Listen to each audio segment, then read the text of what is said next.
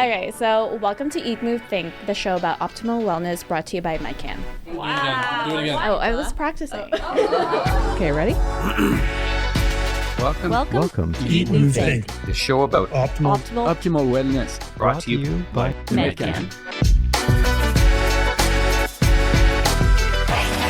Yeah, this is extremely good. Thank you. International Women's Day is coming up. It is, yes. It's March 8th. So for this episode, I went and recorded our guest today, Dr. Vivien Brown, at a speaking engagement she did for a group of professional women. And so there was one man there, just one.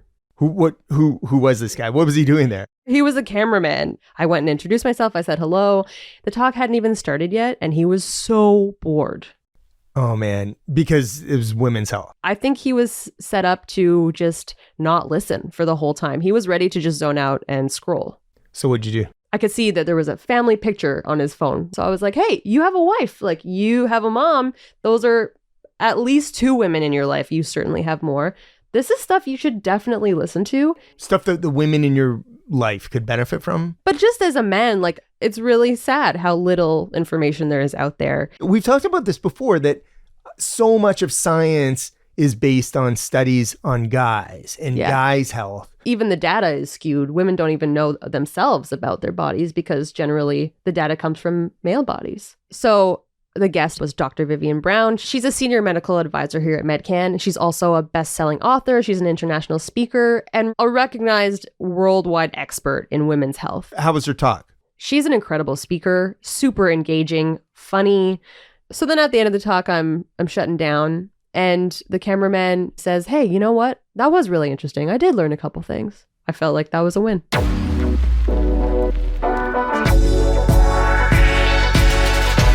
I'm Chris.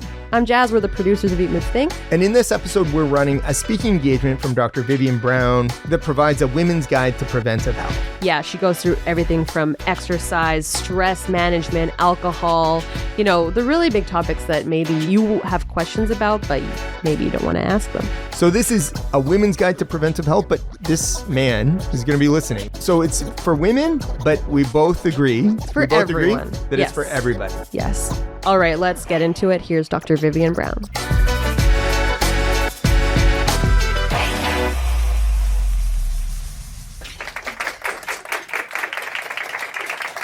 Thank you so much. Thank you for being with me today. I'm already having a good time. Being in a group of women is always fun. And I'm going to tell you the most important thing first. So if you really just came to get your healthy lunch and get out of your office and take a break, you'll already learn something, even if you don't listen to the rest. And that is what you're doing right now, socializing and learning new things is very important for brain health. So when we look at self-care, when we start to do something to take care of ourselves, like having a healthy lunch and sitting around the table talking to your friends and colleagues, you're not being selfish. You're not taking time away from something else. You're actually being selfless. You're doing something for yourself, for your health, is going to have a benefit lifelong. What I'm going to talk about very briefly in the next 30 minutes is nutrition and exercise, sleep, brain health, heart health, a little bit on hormones, a little bit on immunizations, bone health, and what you really came for, sexual function. So what about maintaining a healthy weight? How important is this? We hear a lot about weight and diet, and everybody wants to do better. There is something, though, that is too low for weight. And I think it was the Duchess of Windsor years ago said you can never be too rich or too thin, but she's wrong. Maybe you can't be too rich, but you can be too thin. And so when we look at a healthy weight, it's a healthy weight for yourself, for your age, for your body size. It's not just a simple calculation. It's not just simply BMI. It really is looking at where you came from. What were you like at age 12, at age 18, at age 30, to evaluate what is healthy weight for you. And in general, that range of healthy weight will reduce your risk of various cancers, of heart disease, mortality, and morbidity. So being much too low and much too high is not healthy. I think it's important always to be kind to yourself. We're often so self-critical because what we're doing is we're looking at these images in magazines and on TV. And we've got kids as young as 6 and 7 and 8 worrying about how they look. I think it's really important that we are realistic in how we look and that we're comfortable with where we are. Now, that doesn't mean we don't want to be fit and toned and exercise, but I think the image that we see in Hollywood is an image that we can never attain. And it's always very difficult for me as a physician when I'm seeing someone who says to me they want to lose weight, and I say, why do you want to lose weight? And the answer really should be because I want to feel like I'm my best self, not because I want to be thinner, not because I want to fit into a certain dress size, not because even I think it'll be healthier, but because I want to be my best self. And that's a very good reason to make healthy choices. So does diet really matter? Does it really matter what you're eating for lunch today? And the answer is absolutely yes. And I commend people on who ordered the lunch and who planned it, because it really is a heart healthy lunch. Good job. So the diet that I would recommend is the MIND diet. The MIND diet was found to reduce the risk of cardiovascular conditions like hypertension, heart attack, and stroke. And really what it is a combination of the DASH diet. The DASH diet was an old cardiovascular diet about low salt, and the Mediterranean diet, which essentially is the diet that people in the Mediterranean eat. Lots of fruits and vegetables, not as much protein, very low in fat overall, but not zero. And what they found is when they combined the DASH diet with the Mediterranean diet, they found that there was a significant reduction of Alzheimer's disease. And so the MIND diet is something that I think we all should be following. But what I really like about the MIND diet is you don't have to follow it 100% of the time, because nobody will follow any diet 100% of the time. My daughter is a dietitian. She specializes in diabetes. And she says, Mom, there's an 80-20% rule. 80% of the time you have to do your very best and make good choices. And 20% of the time you can get away with being a little more lax. She said the problem is people don't know which is the 80 and which is the 20. Well, the MIND diet allows you unsalted nuts, and that's part of the proteins, beans and legumes, fish, but low mercury fish, so smaller fish, not larger fish. And then they say you can have 1 5-ounce glass of wine each day or a small handful of red purple grapes. Well, what are you going to choose? I'll tell you, my choice is the glass of wine. And we know that there's been new Canadian data questioning about whether even that amount puts you at slightly increased risk. Well, what about eating fat? Does eating fat make you fat? And what we know is that higher carbohydrate intake was associated with higher risk of mortality, whereas higher fruit, vegetables, and legumes have a lower risk of mortality. Saturated fats are much worse than unsaturated fats. And an unsaturated fat is something like avocado, is something like a healthy olive oil, as opposed to something that is firm at room temperature, like butter or lard or Crisco or something that is a firm fat. Those are hydrogenated and those are not good for you. So I'm not sending everybody to the dietitian. I'm not sending everybody to weigh themselves constantly. But I think we have to have perspective about how we are. I have witnessed in the last 2 years, maybe 2.5 years, a disaster in my practice. I have a community-based practice, and a lot of women say to me, I know what you're going to say. I know I've put on a few pounds because of COVID. We watched a lot of TV. We were snacking a lot. We were drinking a lot. It's all because of COVID. And when I put this person, and it's multiple people, it's not a single person, when I put them on the scale, they're astounded that they've gained 10, 20, 30, 40, 50 pounds in the last 2.5 years.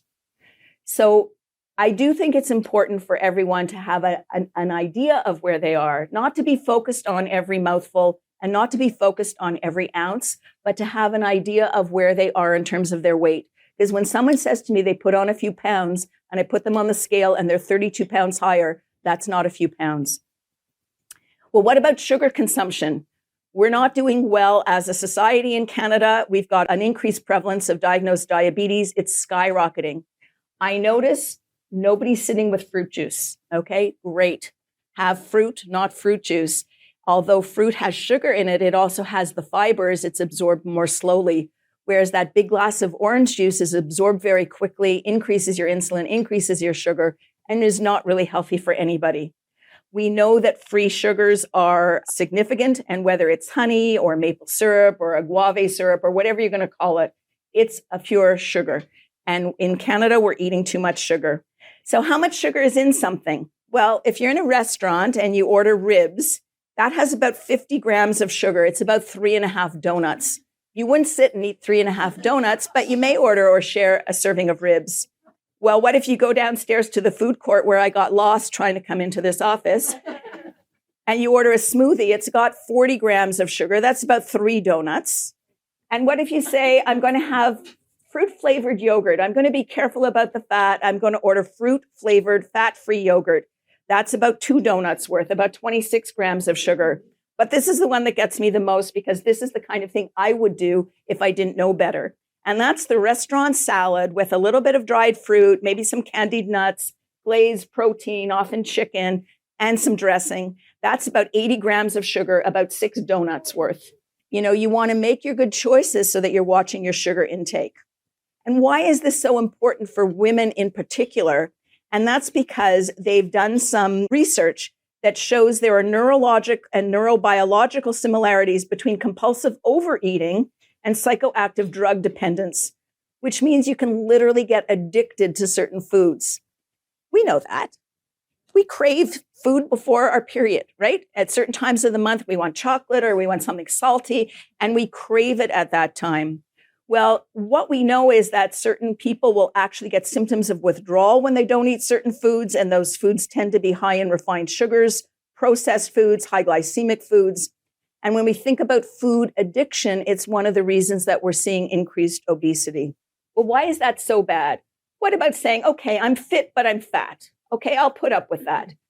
Well, we know by the research that that's just not good enough. And if you look at this diagram, what you're looking at is body mass index and brain health. And what you can see is that as your body mass index goes up, your risk of dementia 20 years later goes up as well. So we know that carrying a lot of extra weight is not good for your general health, but in particular, it's not good for brain health and for cognition.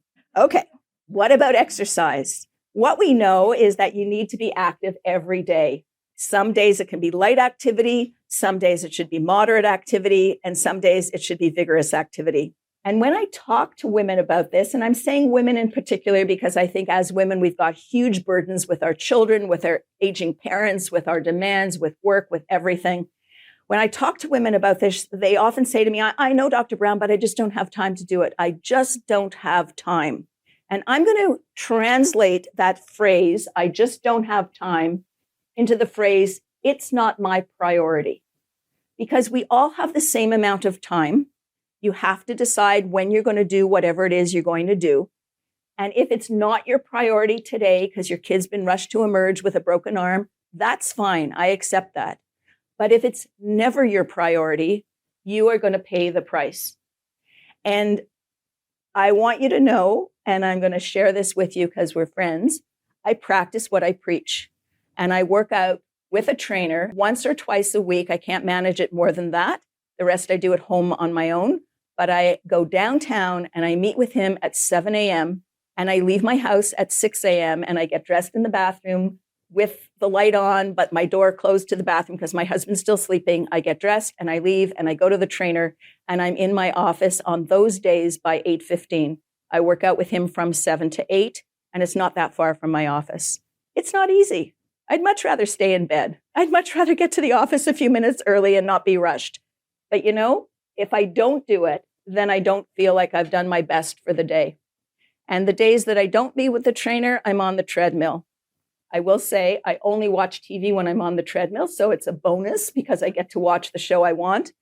I haven't made good decisions. I watch the Food Channel, so I get off the treadmill and all I want to do is eat, but that's a separate issue.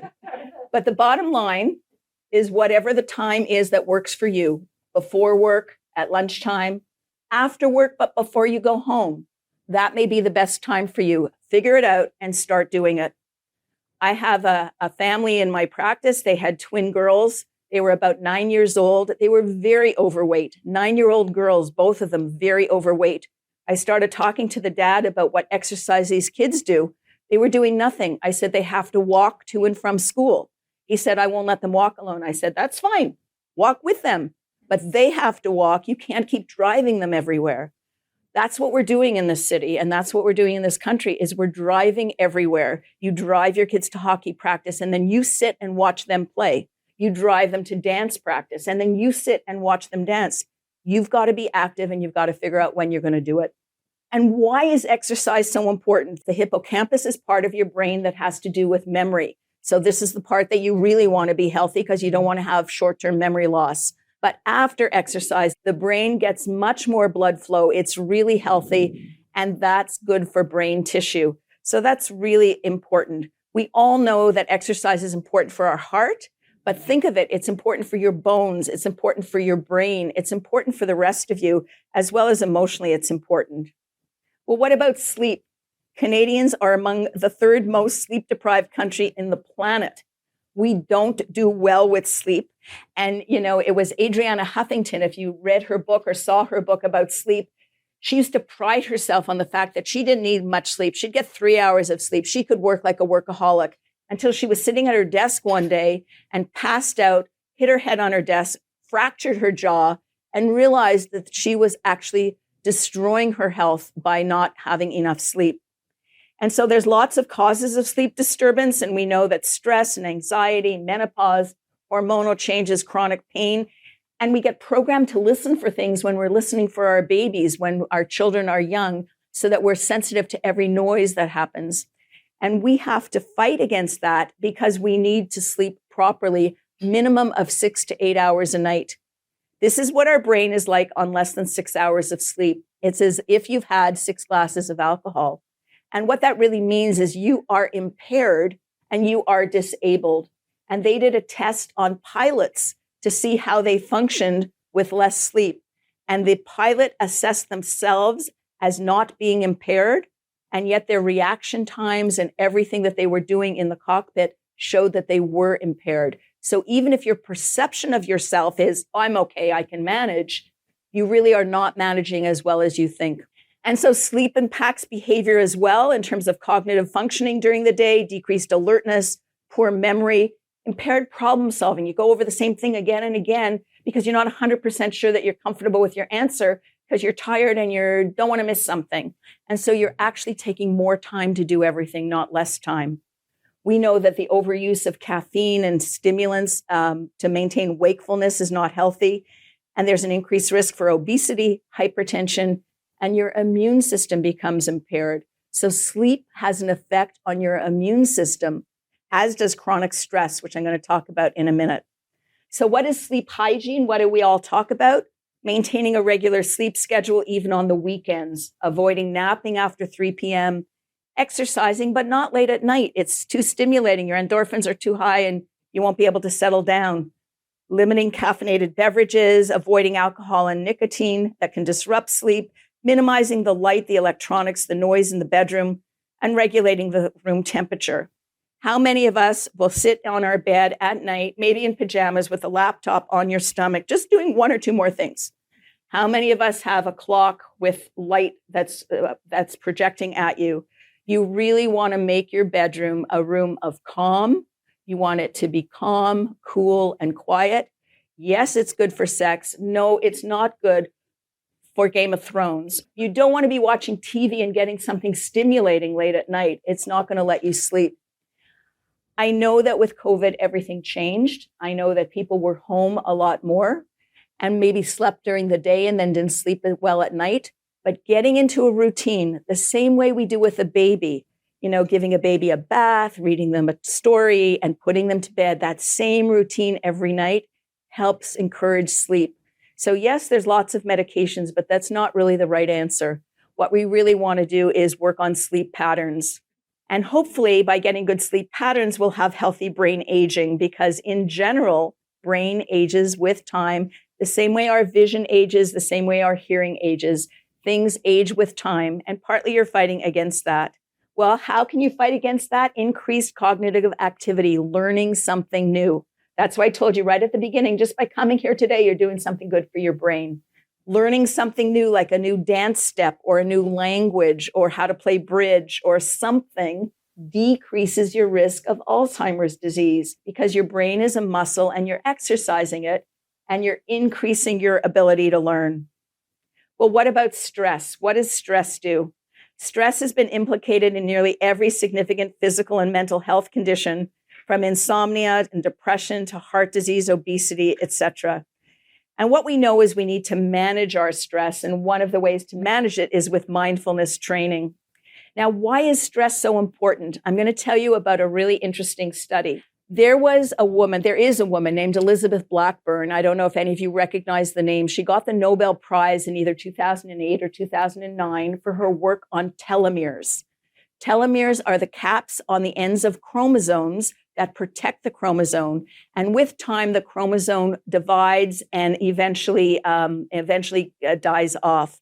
So you want your telomeres to protect your chromosomes because you want your chromosomes to be strong. And there's an enzyme called telomerase, which keeps the telomeres healthy.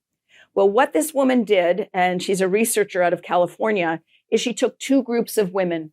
She took women who had chronically ill children, so children with cancer, heart disease, very ill children.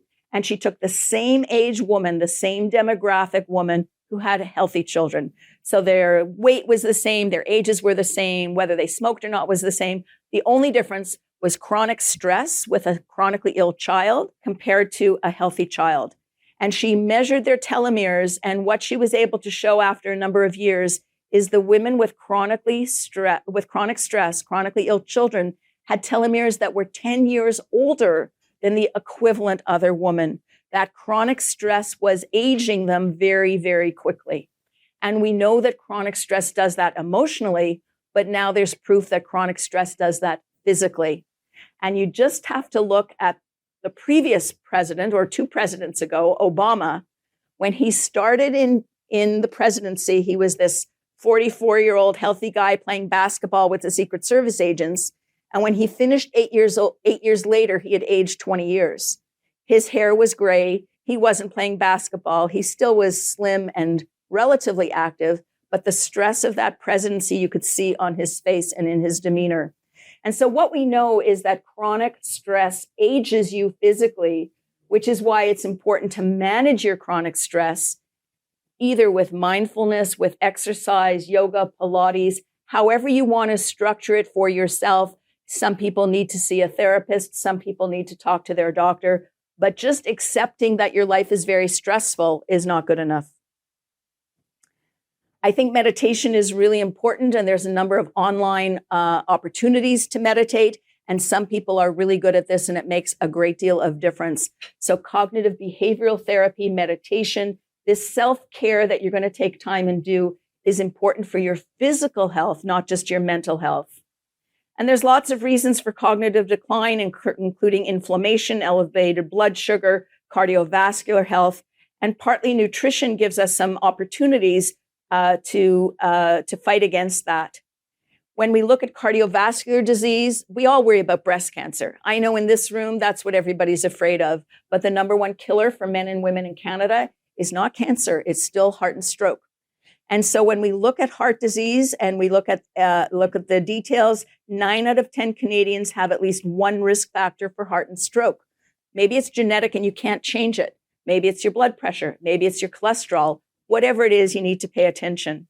Well, what about menopause? Average age in Canada is 51, and the largest cohort ever is entering this age group because the baby boomers have hit this age of menopause. What we know is it can affect your quality of life, and even mild symptoms can have an impact of quality of life. But the Endocrine Society in the US did a really interesting study, and they found that severe symptoms were the equivalent in terms of effect on quality of life as chronic dialysis.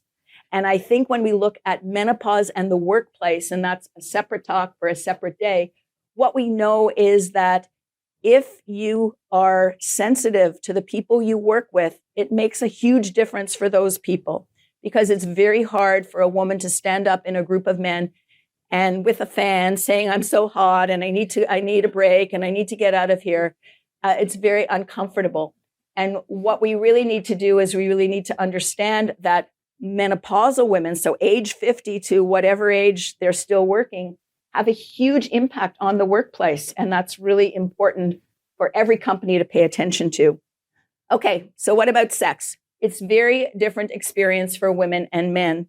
And I think that it's exciting when we know that there are options when you talk to your physician about the changes that happen with age is not something you necessarily have to live with. We did a study, I say we because I was part of that study, part of the Canadian group, and they looked at the whole issue of vaginal dryness for women, but they didn't look at the issue physically. They looked at how did this affect the relationship? And what was found is that there was a huge effect on the relationship. And we interviewed men. And what we were able to see is that when a woman becomes so uncomfortable that she's not comfortable being sexually active, that relationship, that marriage, that connection really changes. And so men felt less attractive. Men felt they were being rejected. There was a whole impact because women don't talk about this. And I've talked about this to the public. And at one point, someone came up to me crying and said, I thought it was just me. Well, it's not just you. It's normal changes with hormonal changes. And I'd encourage you to talk to your doctor if it's something that's affecting you. I'm not going to spend a lot of time on vaccines because there's too much to talk about. But let me just tell you, I am frightened of these diseases. There was just an outbreak of meningitis at Dalhousie. You know, we see deaths from COVID. I got notified yesterday about a 94-year-old patient of mine who died in hospital of COVID. This is still happening. We know that the various vaccines can make a huge difference lifelong. And I talk about being vaccinated as maintaining your independence. When you get vaccinated, even if you get the disease, such as influenza or COVID or pneumonia, you don't get that sick. You don't end up in hospital. You don't end up on a respirator. And you end up surviving and being independent. Well, HPV vaccine, this is something that is close to my heart because it protects you against cervical cancer. And the newest information and the newest indication in Canada is it protects you against head and neck cancers, throat cancers. That's the Michael Douglas story. So HPV vaccine is recommended for boys and girls in the school system. We start in grade 7 in Ontario. Well, the numbers were about in 2019, about 60% of kids in Ontario were immunized. By 2022, because there was no school and because there was no public health in school, the number was down to 1%. Okay, we need a 90% uptake of HPV vaccine in girls if we're going to eliminate cervical cancer. So if you have children, be sure that they didn't miss the opportunity to get vaccinated in school because they're still eligible to get vaccinated. And as adults, talk to your physician. It may be worth it for you to get vaccinated. There's no upper age limit. And I'll tell you one more thing about immunization. There's an app called Can Immunize, all one word. Canada Immunizes, Can Immunize. Download it on your phone. Fill in your own immunization record. Then you can fill in your kids' immunization records or your parents' immunization records. So when you travel over March break and you're on the beach and somebody steps on something, you can pull up your phone and say, no, he had his tetanus shot, we're okay. Nobody remembers what they had and nobody remembers the date of when they're due for something, which is why it's so important that you as an individual keep track for yourself and your family. Unfortunately, the most likely event that's going to happen to a woman is a fracture. More likely than a stroke, heart attack, or breast cancer. 1 in 3 women post age 50 will have a fracture of one kind or another. What this says is that 40% of women after hip fracture need assistance walking, 18% enter a long-term care facility, and 23% die within 1 year. This is happening all the time. We don't eat enough foods with vitamin D, so you need somewhere around 800 international units if you're under 50, 1,000 to 2,000 if you're over 50. And the newest information about vitamin D is it also is very important for immunity. So people with COVID who had low vitamin D did worse than people who had normal vitamin D levels. We know that high vitamin D levels also can protect you against MS. MS is unheard of in the Caribbean where they have so much sunlight, and it's yet very common in northern climates. So yes, vitamin D is important. Calcium, more is not better. You want to have calcium-containing foods, but you don't want to have excess calcium. So things like milk, cheese, and yogurt every day are really important.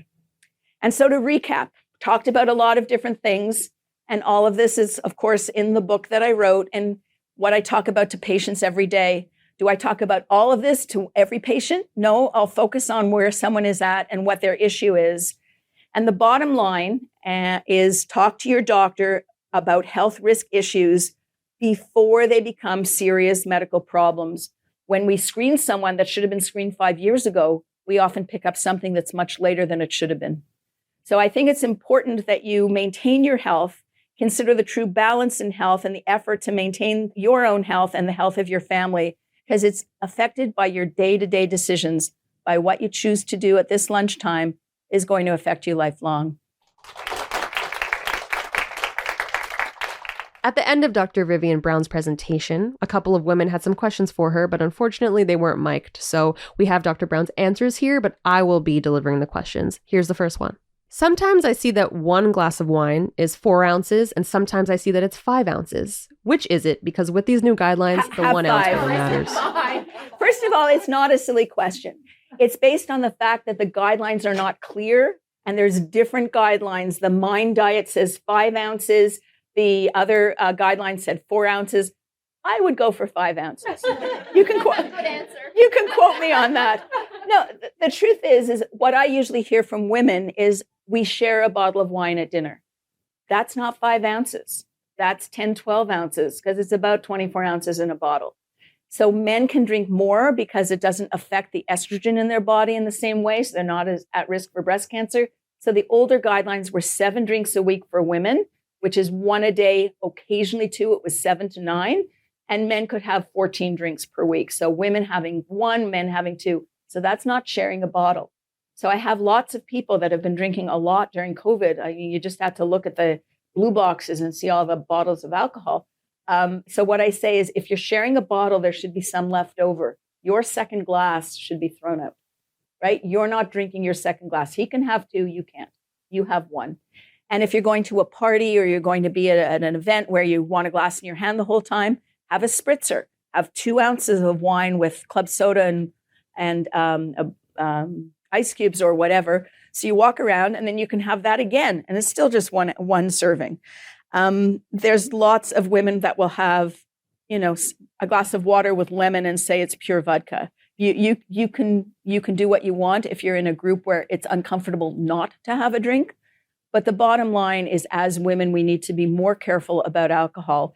And although I disagree with the Canadian guideline, it's an alert that we should at least be paying attention.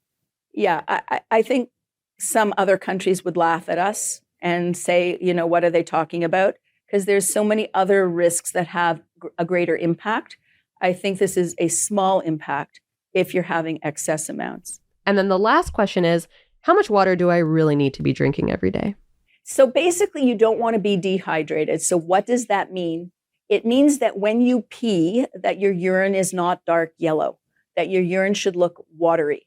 So for someone that may be 3 glasses because they're also having soup and ginger ale and lots of other liquids, where somebody else may need 6 servings of water a day. But in general, you want your urine to be watery looking.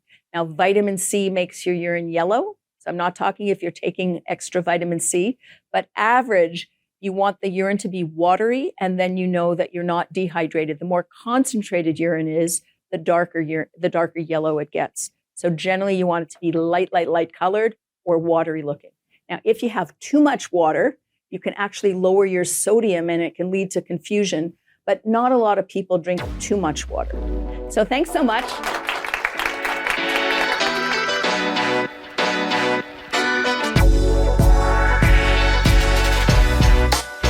That was Medcan's Senior Medical Advisor, Dr. Vivien Brown. She's an MD, best-selling author, international speaker, and expert on women's health. Her book, The New Women's Guide to Healthy Aging, is available wherever books are sold. Follow her on Twitter for tons of useful tips for everyone at Dr. Vivien Brown. That's DrVivienBrown. And follow Medcan at Medcan Live Well. If you're a woman who is interested in her preventive health and you want to learn more about your own wellness, consider booking a Medcan annual health assessment by emailing clientservice@medcan.com. We'll post episode highlights and links that you can visit on our website, eatmovethinkpodcast.com. Say hello and send us a tip or a suggestion by emailing us at info@eatmovethinkpodcast.com. Eat Move Think is produced by Ghost Bureau. I am Jasmine Ratch. I am the managing producer. Social media and strategy support is from Chantal Gertin, Andrew Imex, and Emily Bozick, and I'm executive producer Christopher Shulgin. Next week, tune in for another episode about women and health. This one's about women's nutrition. It's packed with information, so you will not want to miss it. It's calorie dense. No, it's information dense. All right. It's information dense, Don't miss calorie it. low. See you next week. Bye.